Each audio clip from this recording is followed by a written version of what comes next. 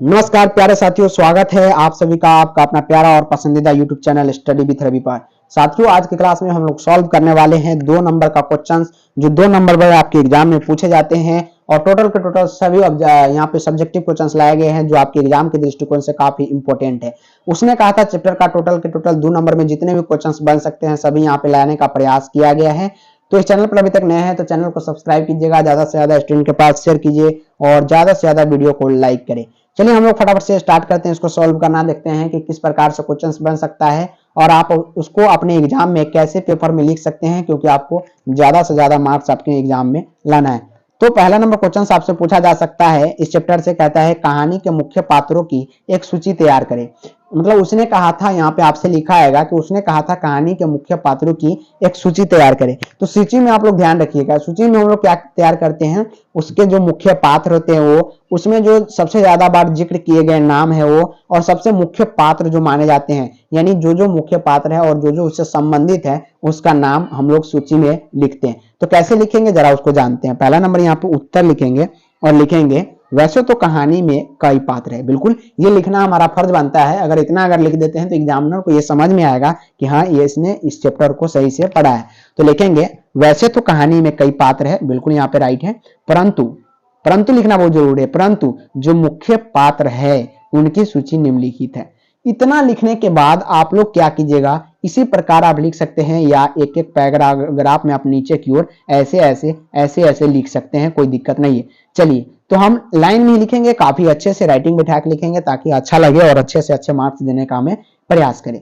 तो लिखेंगे कि लहना सिंह सबसे पहले आपको पता है मुख्य पात्र है, सुबेदारनी आपको पता ही है जो लहना सिंह की प्रेमिका होती है, बोधा सिंह आपको पता है, अतर सिंह और महान सिंह पता है, बजीरा सिंह का विख्यात और आदि। तो इतना अगर आप लिख देते हैं प्यारे साथियों तो 2 नंबर आपके फुल मार्क्स दिया जाएगा, एक भी नंबर आपको इसमें नहीं काटा जाएगा। और इस प्रकार अगर अपने एग्जाम में आप 2 नंबर के क्वेश्चंस में लिखते हैं तो ये इसका स्क्रीनशॉट आप ले सकते हैं। हम लोग चलते हैं दूसरा नंबर सवाल की ओर। प्यारे साथियों आपसे दूसरा नंबर सवाल ये पूछा जा रहा है कि उसने कहा था कहानी कितने भागों में बटी हुई है, कहानी के कितने भागों में युद्ध का वर्णन है। सबसे पहले हम आपको बता दें कहानी के प्रथम भाग में युद्ध का वर्णन नहीं होता, उसमें प्यार मोहम्मद बातें वाली चीजों का वर्णन है, जो कि लहना सिंह अपने मामा यहाँ अमृतसर में बातें बिताते हैं। लेकिन यहाँ पे आपसे पूछा गया है, बारीकी से पूछा गया है, उसी प्रकार हमको यहाँ पे आंसर भी देना है कि उसने कहा था कहानी कितने भागों में बटी हुई है। सबसे पहले हम लिखेंगे कि उसने कहा था कहानी, उसने कहा था, उसके बाद कहानी को 5 भागों में बांटा गया है। ठीक है, इतना लिखेंगे। उसके बाद आप लिखेंगे कि कितने, यहाँ पे पूछा गया कि कहानी के कितने भागों में युद्ध का वर्णन है। तो अब यहां से आप लिखना प्रारंभ करेंगे कि इस पूरी कहानी के 3 भागों में युद्ध का वर्णन है, दूसरे भाग, तीसरे भाग और चौथे भाग में युद्ध का दृश्य दिखाया गया है। इतना प्यारे साथियों अगर आप अपने एग्जाम में इसको अगर लिख देते हैं तो 2 नंबर आपके एग्जाम में पूरे पूरे मिल जाएगा। और ये तो बात याद रखिएगा, हिंदी ही सबसे अच्छा विषय होता है आपके एग्जाम में मार्क्स को बढ़ाने के लिए। तो जरूर इस प्रकार आप लिखने का प्रयास कीजिएगा, क्योंकि ज्यादा से ज्यादा आपको यहाँ पे मार्क्स लाना है। तो इसका स्क्रीनशॉट आप लिख सकते हैं और इतना मात्र आपको 2 नंबर के क्वेश्चंस में 2 से 3 लाइन ही लिखना है, उससे ज्यादा आपको यहाँ पे नहीं लिखना है, ये भी आपको ध्यान में रखना है। चलिए अगला सवाल है। क्वेश्चन अगर अच्छा लग रहा है तो प्लीज लाइक शेयर और सब्सक्राइब ज्यादा से ज्यादा अपने स्टूडेंट के पास कर दे ताकि सभी का यहाँ पे भला हो, और फटाफट से इसका शेयर करें। तीसरा नंबर सवाल है, कुछ ही मिनट में आज सभी क्वेश्चंस को सॉल्व करने का प्रयास करेंगे, टाइम आपका वेस्ट नहीं करेंगे। चलिए लहना सिंह का परिचय अपने शब्दों में दे। तो अपने परिचय में लहना सिंह का परिचय बिल्कुल दे सकते हैं। आपको पता ही है लहना सिंह एक वीर सिपाही है, वो युद्ध करने के लिए जाते हैं बॉर्डर पे। बिल्कुल, तो आप सबसे पहले यहाँ पे लिखेंगे कि लहना सिंह एक वीर सिपाही है। ठीक है, आप ऐसा लिख दिए, अच्छी बात है। और एग्जामिनर जब कॉपी चेक कर रहा तो उसको अच्छा लगा कि हाँ लहना सिंह एक वीर सिपाही थे, यानी स्टूडेंट ने कुछ पढ़ा है इसलिए लिखा है, तो उसको अच्छा लगेगा। और इतना ही अगर वो पढ़ लिया और आगे भी नहीं बढ़ा प्यारे साथियों तो 2 नंबर आपके झोली में डाल के भी आगे बढ़ेंगे। तो इस प्रकार आपको लिखना है कि पहला लाइन ही चेक करने वाले टीचर को भा जाए और आगे बिल्कुल भी ना पढ़े और आपको 2 नंबर दे के आगे बढ़ जाए। तो लिखना है कि लहना सिंह एक वीर सिपाही है, बिल्कुल, वह उसने कहा था कहानी का मुख्य पात्र था, नायक है। इतना अगर आप लिखते हैं तो काफी इंपॉर्टेंट आपके एग्जाम के लिए माना जाएगा। इतना भी अगर आप लिख देते, इसके आगे नहीं लिखते हैं तो भी आपके लिए काफी इंपॉर्टेंट होगा और काफी मार्क्स इस पर एग्जामिनर देने का प्रयास करेगा। लेकिन कुछ हम और जानते हैं इसलिए कुछ और लिख देंगे, लेकिन 3 से 4 लाइन, 4 लाइन सबसे ज्यादा है 2 नंबर के क्वेश्चंस में, उससे ज्यादा नहीं जाना चाहिए, इसको भी ध्यान में रखना है। तो एक बार फिर से रीडिंग करते हैं। कहता लाना सिंह एक वीर सिपाही है, बिल्कुल उसने कहा था का मुख्य पात्र है और नायक भी है, ठीक है। लेखक ने कहानी में उसके चरित्र को पूरी तरह उभारा है। लेखक ने कहानी में किसका चरित्र, लहना सिंह के पूरे चरित्र को उभारने का प्रयास किया है। कहानी में उसके चरित्र की निम्नलिखित विशेषताएं उभरकर सामने आती है। अब निम्नलिखित जब हमने यहाँ पर लिख दिया है प्यारे साथियों, तो हमको यहाँ पे नीचे इसके जो यहाँ पे चरित्र के बारे में उभारा है, कौन यहाँ पे उसके कहानीकार ने, उसके बारे में लिखना होगा। तो चलिए अगर इतना अगर लिख देते हैं तो आप काफी माने जाते हैं, लेकिन इसके आगे भी अगर आपको लिखना है तो निम्नलिखित लिखिए और नीचे की ओर आइए। चलिए हम लोग नीचे की ओर चलते हैं और निम्नलिखित में क्या क्या है उसको समझते हैं। पहला निम्नलिखित में प्यारे साथियों कि कहानी का नायक। कहानी का आखिर नायक क्या है, तो कहानी का समस्त घटनाक्रम लहना सिंह के आसपास घटता है। बिल्कुल लहना सिंह के आसपास सभी घटनाक्रम यहाँ पे घटता है। युद्ध का विराम हो, युद्ध का घटना हो, या अपने प्रेमिका से बिछड़ना हो, या प्रेमिका के बेटों को साथ में ले जाना हो, उनके पति के साथ में लेकर रखना हो, उनकी रक्षा करना हो, सभी यहाँ पे घटनाक्रम लहना सिंह के पास पास घटता है, जिससे यह स्पष्ट होता है कि वो कहानी का प्रमुख पात्र और नायक है। बिल्कुल एग्जामिनर ने इसको पढ़ा और उसको ऐसा लगा कि काफी इंटेलिजेंट है बच्चा और काफी अच्छे से इसका आंसर को लिखा है। तो 2 नंबर की जगह इसमें तो आपको 2 नंबर देंगे क्योंकि ये 2 ही नंबर का क्वेश्चन है, लेकिन जहां 5 नंबर का क्वेश्चन होगा प्यारे साथियों, वो उसको चेक किए बिना आपको 5 नंबर दे के आगे बढ़ेंगे। इतना आप ध्यान रखिएगा। तो 2 नंबर के क्वेश्चंस में ही आपको इस प्रकार से लिख देना है कि टीचर्स को भा जाए कि ये स्टूडेंट जो है काफी इंटेलिजेंट है और अच्छे से सभी क्वेश्चन को यहाँ पे लिखने का प्रयास किया है। चलिए जरा देखते हैं दूसरा नंबर भी है। निम्नलिखित हमने लिखा, तो निम्नलिखित लिखने का मतलब 2 से 3 पॉइंट होनी चाहिए। चलिए निम्नलिखित में के दूसरा नंबर पॉइंट पे चलते हैं। कहता है सच्चा प्रेमी।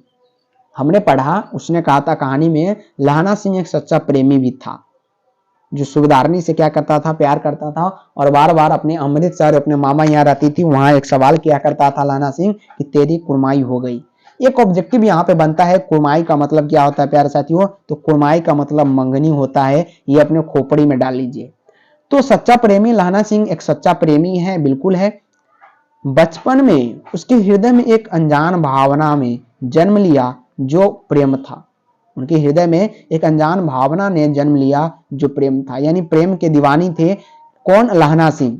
यद्यपि उसे अपना प्रेम न मिल सका, बिल्कुल, क्योंकि सुबेदारनी का यहाँ पे शादी हो गई थी और उनका प्रेम नहीं मिल सका, लेकिन फिर भी उसके सच्चाई ने उसे अपने हृदय में बसाए रखा। बिल्कुल जब लहना सिंह युद्ध करने गए और जब उसका लहना की प्रेमिका के बेटे और पति ने भी युद्ध करने उसी के साथ अपने बॉर्डर पर गए, तो उनकी प्रेमिका ने लहना सिंह से कहा था कि जाओ मेरे बेटे को और मेरे पति को ख्याल रखना। तो उन्हीं को बचाने के चक्कर में लहना सिंह अपनी बलिदान कहाँ पे, बॉर्डर पे दिए थे अपनी लड़ाई में। तो चलिए अगला नंबर पॉइंट है कि बहादुर तथा निडर। कौन था, लहना सिंह बहादुर भी था और निडर भी था। तो लहना सिंह बहादुर तथा निडर व्यक्ति का स्वामी है, बिल्कुल, तभी तो वो बैठे रहने से बेहतर युद्ध को समझता है। वो कहता है कि बैठा रहने से अच्छा है कि युद्ध में जाके अपनी देश की रक्षा करना, यानी वो बहादुर भी है और निडर व्यक्ति भी है। तो ये ऑप्शन नंबर यहाँ पे 3 में ये आ गया, तीसरा लाइन। और चौथा भी है, जरा ध्यान से सुनिएगा। ये 5 नंबर भी क्वेश्चंस आपके एग्जाम के लिए बन सकते हैं और काफी इंपॉर्टेंट क्वेश्चंस हैं। चौथा नंबर पॉइंट है प्यारे साथियों कि चतुर है। लहना सिंह कैसी है, चतुर मतलब चालाक है। लहना सिंह बहादुर होने के साथ साथ काफी चतुर भी है, इसलिए उसे लपटन साहब के नकली होने का शक हो गया। लपटन साहब जो नकली बन के इसके सैनिक में शामिल हो गए थे, उसका भी भयावह सैन्य यहाँ पे शक हो गया। किसको, लहना सिंह को, कि लपटन बन के हमारे सैनिक के साथ यहाँ पे मिलजुल गए। कौन, वहां पे जो जर्मनी के क्या थे, युद्ध करने के लिए सैनिक आए थे। वो शक हो गया और उसने चतुराई से उसका भारा फोड़ दिया। बिल्कुल वो अपने बंदूक के घोड़े से मार मार के उसको मार दिया था। किसको? वहां पर जो विदूषक आया था लपटन का, उसको। देखिए कितना चालाक था, चतुर था। तो ये इतना आपको लिखना है, काफी इंपॉर्टेंट ये लाइन आपके लिए हो सकता है। पांचवा लाइन है प्यारे साथियों कि सहानुभूति तथा दयालुपन।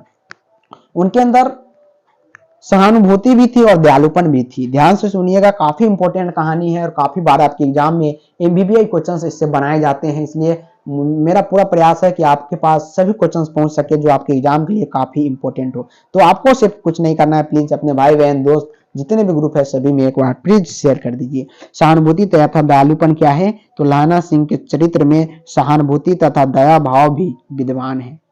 इसलिए वह भीषण सर्दी में भी अपने कंबल और जर्सी बीमार बोधा सिंह को दे देते हैं।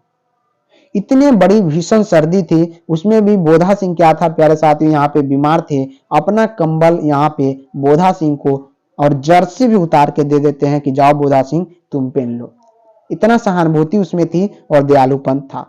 अगला नंबर पॉइंट लिखिएगा कि वचन का पालन करता है। हमने आपको बताया था उनकी प्रेमिका ने वचन दिया था कि जाओ मेरे पति और बेटे की रक्षा करना। चलिए देखते हैं वचन का पालन कैसे किया। तो सूबेदारनी ने यानी लहना सिंह की प्रेमिका ने लहना सिंह से अपने पति और बेटे की प्राण की रक्षा करने की बात कही थी। जैसा कि हमने बताया, अपने जो सुना है कहानी, और आपको अगर पूरी तरह से कहानी याद है प्यारे साथियों, आप अपने मन से एक एक लाइन को अपने कॉपी में उतार सकते हैं। लेकिन लहना सिंह ने उसे एक वचन की तरह निभाया और उसके लिए अपने प्राण भी निछावर कर दिया।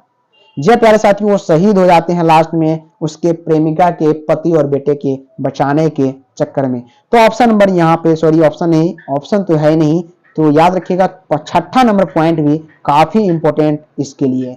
तो 5 नंबर के क्वेश्चन में अगर आप पूछा जाएगा तो इतना आप जरूर लिखिएगा। चलिए अब हम चलते हैं, उसने कहा था कि चौथा नंबर क्वेश्चन पे, और काफी इंपॉर्टेंट साबित आपके लिए हो सकता है। जरा ध्यान से सुनिएगा। कहता है पाठ से लहना और सूबेदारनी के संवादों का एकत्र करें। मतलब पाठ में जो लहना और सूबेदारनी ने बात किया है उस बात को हमें लिखना है, और इस प्रकार से लिखना है कि पता चले कि बुक की सारी बात इसमें लिखी गई। चलिए, पाठ में लहना और सूबेदारनी के बीच कुछ संवाद जो निम्नलिखित है, इस प्रकार आप लिखेंगे और लिखेंगे कि बचपन का संवाद सबसे पहले शुरू होता है कि तेरा घर कहाँ है। इससे शुरुआत होता है मगरे में और तेरा, तो माझे में यह कहाँ रहती है। कौन कहता है? माझे में। कौन कहता है? माझे यहाँ पे लहना सिंह के घर का नाम है, और वो फिर से पूछता है तू कहाँ रहती है। तो अगला नंबर यहाँ पे अतर सिंह की बैठक में वो मेरे मामा है। कौन कहते हैं? लहना सिंह। और भी मामा के यहाँ हूँ, उनका घर गुरु बाजार में है। अगला बात यहाँ पे होता है कि इतने में दुकानदार डैश लड़के ने मुस्कुरा कर पूछा तेरी कुरमाई हो गई। मतलब किसने ऐसा पूछा? तो लहना सिंह ने बार बार पूछता है प्रेमिका से कि तेरी कुरमाई हो गई। इस पर लड़की कुछ आंखें चढ़ाकर धत कहकर दौड़ गई। धत मतलब लजाकर वो भाग जाती है। अगला पॉइंट में लिखता है कि लड़के ने फिर पूछा कि तेरी कुरमाई हो गई, और उत्तर में वही धत मिला। एक दिन जब फिर लड़के ने वैसे ही हंसी में चिढ़ाने के लिए पूछा, तब लड़की लड़के के संभावना के विरुद्ध बोली हाँ हो गई। मतलब गुस्सा के नहीं बोल देते कि हाँ हो गया, उसी प्रकार यहाँ पे बोल दिया। कब? कल। यहाँ पे पूछा कौन? लहना सिंह की कब? तो कल देखते नहीं यह रेशम से काढ़ा हुआ सालू। साल जो उड़े थी वो बोलती है कि कल हुआ, मतलब देखते नहीं हो कि ये रेशम से काढ़ा हुआ सालू है। सूबेदार का घर का संवाद यही था। मुझे पहचाना तो नहीं, यहाँ पे सूबेदार के घर का पहचान हो रहा है। तो अगला पॉइंट में कहता है कि तेरी कुरमाई फिर से हो गई पूछती है, और धत कल हो गई देखते नहीं हो रेशमी बूटे वाला सालू अमृतसर में। सूबेदारनी कह रही है मैंने तेरे को आते ही पहचान लिया, तुम्हारे आग में आंचल पसारती हूँ। तो इतना बात जो होती है हमको लिखना है चैप्टर से उठा के, जो सूबेदारनी और लहना सिंह के बीच में होती है। अब हम लोग चलते हैं 5 नंबर क्वेश्चन पे, जो काफी इंपॉर्टेंट हो सकता है। कहता है कि कल देखते नहीं ये रेशम से गढ़ा हुआ सालू। वह सुनते ही लहना सिंह की प्रतिक्रिया कैसी थी ये बताइए। तो यह बात सुनते ही लहना सिंह को काफी गुस्सा आया। क्यों आया? क्योंकि उससे ज्यादा प्रेम करता था और उसने कहा कि मेरी यहाँ पे मंगनी हो गई। साथ ही साथ वो अपने शुद्ध बुद्ध खो बैठा, इसलिए घर वापस आते समय एक लड़के को नाली में धकेल दिया था। बिल्कुल आपने पढ़ा होगा, एक लड़के को यहाँ पे लहना सिंह ने नाली में भी धकेल दिया, और एक खोमचे वाला के खोमचे में बिखेर दिया। एक कुत्ते को पत्थर मारा और एक सब्जी वालों के दूध उड़ेल दिया। एक पूजा पाठ करने वाली औरत से टकरा गया जिसने उसे अंधा कहा। ऐसा कहते कहते वो घर पहुंचा। मतलब काफी यहाँ पे बेहोशी की हालत में पड़ गए थे कौन, यहाँ पे लहना सिंह, और काफी डिमोशन हो गए थे। चलिए 6 नंबर क्वेश्चन के हम लोग चलते हैं। कहता है जरा क्या मौत है और निमोनिया से मरने वाले को मुरब्बे नहीं मिला करते, वजीरा सिंह के इस कथन का क्या आशय है? तो ये जो कथन है वजीरा सिंह के इस कथन का आशय है कि वहां युद्ध के मैदान में अत्यधिक ठंड पड़ रही है, जिसके कारण ऐसा लगता है कि मानो उसकी जान ही निकल जाएगी। वैसे भी इस स्थिति में इतने लोगों को निमोनिया हो रहा है, उन्हें मरने के लिए स्थान भी नहीं मिल रहा है। कौन बोलते हैं यहाँ पे? ये जो बोलते हैं प्यारे साथियों, कौन बोलते हैं? वजीरा सिंह बोलते हैं, जिसको लहना सिंह ने अपना कंबल और अपनी जर्सी भी दे दी थी। चलिए 7 नंबर है कि कहती है तुम राजा हो, मेरे मुल्क को बचाने आए हो। वजीरा के इस कथन में किसकी ओर संकेत है?